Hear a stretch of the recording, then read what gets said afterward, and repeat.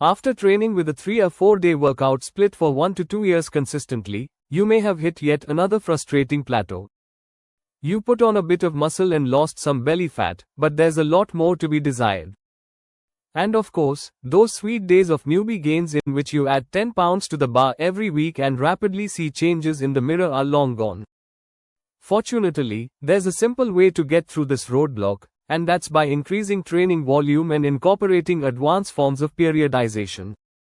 Do this wrong, however, and you'll be putting yourself at risk of under-recovery, rendering all your hard work useless. In this video, I'm going to break down the best 5-day split for muscle growth and share a foolproof template that you can follow. By the end of this video, you'll have a proven, science-based routine you can start doing today to bust through frustrating plateaus and gain muscle fast without mindlessly doing extra work with no gains to show for it. First, let's discuss what needs to change as you become more advanced. A 3 to 4 day workout split may be great at first, but if you want to continue gaining muscle, your workout volume needs to increase over time. Just take a look at this graph from the muscle and strength pyramids. According to research, there's a dose-response relationship between volume and muscle hypertrophy. In other words, the more work you perform in the gym, the more muscle you'll build, at least to a degree. You see, there will be a point of diminishing returns and even worse, a point at which you'll start to regress. That's because there's an interplay between two things, volume and fatigue. As you perform more volume, fatigue also increases. If the time you spend away from the gym doesn't wipe out your fatigue in order to allow a full recovery, you'll only wear your body down further. According to the fitness fatigue model, the higher your fatigue gets, the worse your performance becomes. Thus your fitness, which is basically your progress, decreases. I carefully designed this workout split to increase your training volume while also optimizing recovery so you manage your fatigue and experience smooth and steady progress. So now the question becomes, what workout split will we be following 5 days a week? For maximum results, I recommend the upper-lower push-pull legs routine. This workout split will look something like this.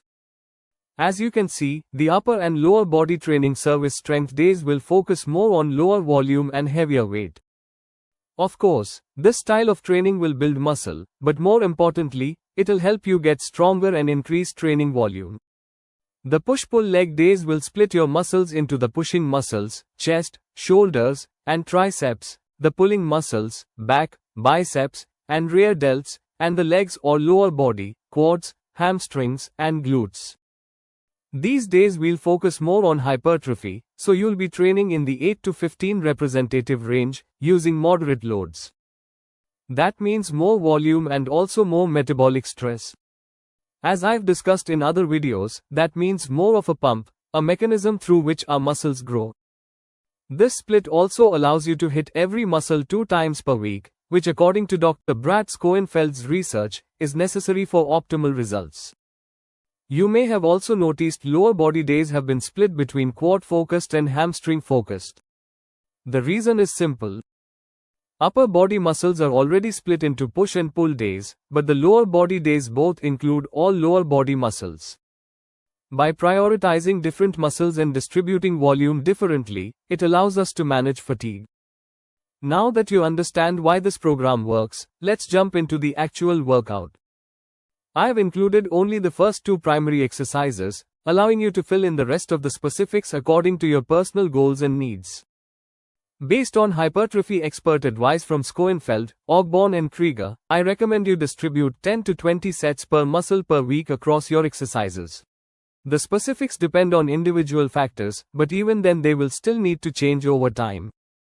Day 1 Upper body strength.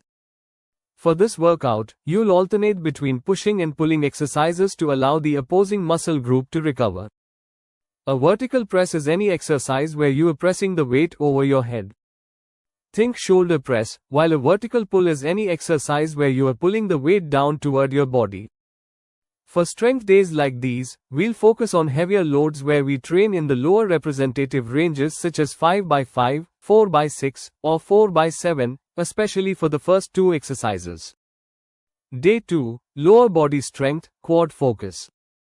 Because it's a strength day, we'll be performing fewer total exercises. We should also be compensating for the lower reps by prescribing a higher number of sets. And as a quad focus day, we prioritize the quad exercises by placing them at the beginning of the workout and performing more total volume than the hip hinge, which hits more of the hamstrings and glutes. Day 3 push hypertrophy. For our hypertrophy days, we'll likely be doing something like 3 or 4 sets per exercise, with anywhere from 8 to 15 reps per set. If you noticed, I started this workout with an incline barbell bench press because the previous time you hit your chest in this split, it was with a flat bench press. That said, feel free to begin the workout with a horizontal press of your choice. Day 4 pull hypertrophy. If you can't perform a minimum of 8 pull-ups, feel free to substitute them with an assisted variation or simply form a vertical pull like the lat pull down instead. As you can see, our pull workout will consist of more horizontal pulls and far less vertical pulling exercises. The reason for this is simple. Contrary to popular belief, horizontal pulls like barbell rows hit the lats almost as well as vertical pulls like pull-ups and lat pull-downs. Not only that, but they also have the extra benefit of hitting your highly neglected upper back muscles. Day 5 legs hypertrophy hamstring focus. For the 5th day of the split, let's walk through it step by step so you get a better idea of how the workout will go. Exercise number 1 deadlift 4x6.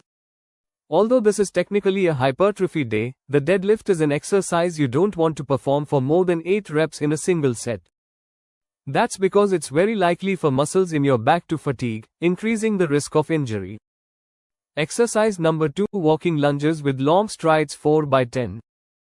By taking long strides, you limit knee travel and focus more on the range of motion of the hips, which means you'll feel a major stretch in the glutes and hamstrings. While we could go with a squat variation, we're doing a lunge exercise because 1. The squat is extremely fatiguing, especially when done after the deadlift, and 2. Single leg variations like the rear foot elevated split squat have been shown to be as effective as squats for strength and athletic performance. Exercise number 3 leg curl 3x12. The hamstrings are notorious for having a relatively low max recoverable volume MRV. That means that most guys can't recover from too much training. One reason is that doing deadlifts and Romanian deadlifts, for example, cause a significant stretch of the hamstrings under load, which means a lot of muscle damage.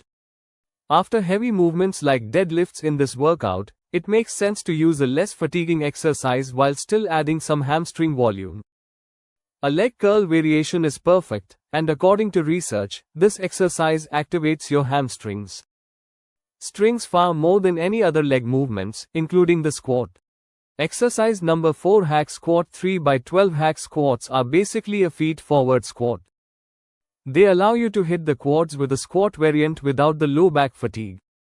Surprisingly, EMG research showed that hack squats hit the quads better than other quad-dominant exercises, including the squat. Exercise number 5 standing calf raises 4x15. The calves are composed of 2 major muscle groups, the gastrocnemius and the soleus. Since the gastrocnemius crosses the ankle and the knee, it gets stretched when your knee is bent, which puts you in a state of active insufficiency. That's why the soleus takes over when doing seated calf raises.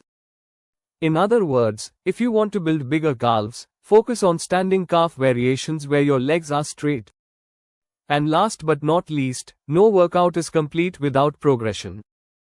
For this workout, we have 2 progression schemes we'll use. Scheme 1, linear periodization. For the primary exercises in each workout we'll use linear periodization. This involves adding weight each week, but also removing one representative. The purpose of dropping one representative is basically to leave room to lift heavier and push for strength gains. After a 4-week block, you can restart the representative scheme. This time, however, with a slightly heavier load. Scheme number 2, double progression. The second progression scheme is for all secondary exercises. The way it works is quite simple. The workout prescribes a rep range of 8 to 10. Your goal is to complete each set for 10 reps. In other words, the only time you'll increase the weight is once you are able to complete each set for the maximum number of reps. So there you have it, the best 5-day split for muscle growth. Just remember you'll need to tailor the volume to fit your needs, so start on the low end and work your way up from there. Did you find this video helpful? If so, click the like button below as it'll truly help out the channel. And if you haven't already, make sure you subscribe for more videos and don't forget to turn on post notifications so you don't miss the next one.